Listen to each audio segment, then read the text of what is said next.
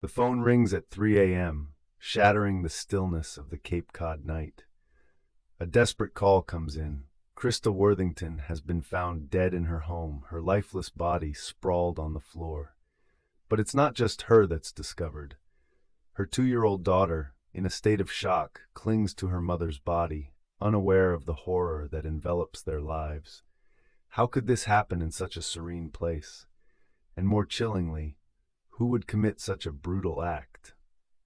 As investigators rush to the scene, the clock is ticking, and the whispers of a hidden truth echo through the quiet streets. What they uncover will shake this tight-knit community to its core. Christa Worthington was more than just a name in the news. She was a vibrant soul with dreams and aspirations. Born in 1965 in New York City, Christa was a talented fashion writer who had moved to Cape Cod to escape the bustling life of the city. She had built a career that many envied, contributing to prestigious magazines and publications. In 1999, she gave birth to her only daughter, Ava, and embraced motherhood with open arms. As a single mother, she juggled her responsibilities, making her home a loving sanctuary for her daughter. Friends described her as warm, compassionate, and fiercely independent. But beneath this idyllic surface lay challenges that would soon culminate in tragedy. On January 6, 2002, Christa's life took a dark turn. A neighbor noticed something amiss when Christa failed to attend a planned lunch date.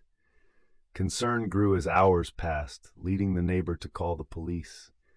It was a decision that would unearth a horrifying reality that no one could have anticipated. When police arrived at Christa's home, they were met with a scene that would haunt them forever. Christa was discovered in the living room, brutally stabbed multiple times. Her 2-year-old daughter, Ava, was found clinging to her mother's body, terrified and confused. The investigation began immediately, but the details were grim. It appeared that Christa had put up a fight. Blood was splattered across the walls and signs of a struggle were evident. But who could do this?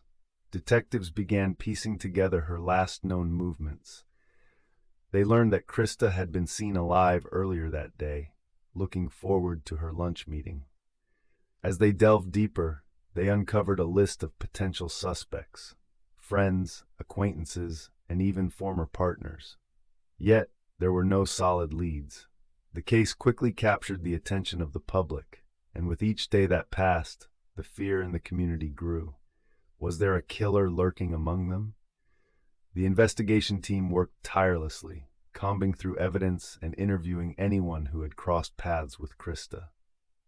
But what they discovered next would change everything. As weeks turned into months, the investigation into Christa's murder faced numerous challenges. The lack of eyewitnesses and the absence of a clear motive left detectives frustrated. They began to focus on the people closest to Christa, including her romantic life. Friends revealed that she had been dating a man named Joe, who had a troubled history. However, he had an alibi for the time of the murder. The police then examined Christa's past for any unresolved conflicts. One name emerged repeatedly: Michael G. McCarthy, a garbage collector in the nearby area. His name surfaced during interviews, and detectives learned he had encountered Christa previously, raising suspicions. The breakthrough came when DNA evidence linked McCarthy to the scene. A blood sample collected from the crime scene matched McCarthy's DNA. But investigators were left grappling with questions. Did he act alone, or was there someone else involved? The community was gripped by the unfolding drama, and the trial that would follow promised to reveal the truth behind Christa's tragic death. The trial of Michael McCarthy began in 2004, and the details that emerged were shocking. Prosecutors painted a picture of a man who had stalked Christa, driven by a twisted obsession. Witnesses testified about his strange behavior, and the jury listened intently as the prosecution laid out the evidence. McCarthy's defense argued that the DNA evidence was circumstantial, claiming that it could have been transferred unknowingly. but the prosecution countered with a timeline that placed McCarthy near Christa's home on the day of the murder. As the trial progressed, the courtroom drama unfolded like a gripping novel, filled with twists and turns that kept spectators on the edge of their seats. Ultimately, the jury found McCarthy guilty of first-degree murder, and he was sentenced to life in prison without possibility of parole. But even as the gavel struck, a chilling question lingered in the air. Was justice truly served?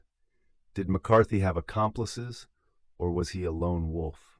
The community was left grappling with a haunting uncertainty. In the wake of the trial, the impact of Christa's murder rippled through Cape Cod. The once peaceful community was left shaken, grappling with the reality that such violence could occur in their midst. Ava, now an orphan, faced a future forever marked by tragedy. Family and friends rallied around her, ensuring she would never forget her mother's love. However, questions about the case continued to swirl. Michael McCarthy maintained his innocence, leading many to speculate whether he truly acted alone. Investigators reopened aspects of the case, examining McCarthy's connections and any potential accomplices. New evidence and witness testimonies emerged, suggesting that he may not have been working alone. Yet the answers remained elusive, and the case that gripped the nation faded into the background as time passed. Years later, Ava grew up, a constant reminder of the love and loss that defined her early life. But the lingering questions surrounding her mother's murder remained forever unresolved. As we reflect on the tragic case of Christa Worthington, we are left with a haunting reminder of the fragility of life. The questions that surround her murder remain unanswered, stirring a sense of unease within the community. Did Michael McCarthy act alone, or was there a shadowy figure lurking in the background? The unsolved elements of this case continue to haunt those who knew Christa and those who followed the story. Each year, as the anniversary of her death approaches, the memories flood back, and the community pauses to remember the vibrant woman who was taken too soon. For Ava, the journey ahead is filled with challenges, yet she carries the legacy of her mother, a reminder of love and strength. If this case keeps you up at night like it does me, hit subscribe so you don't miss the next one. What do you think happened that fateful night?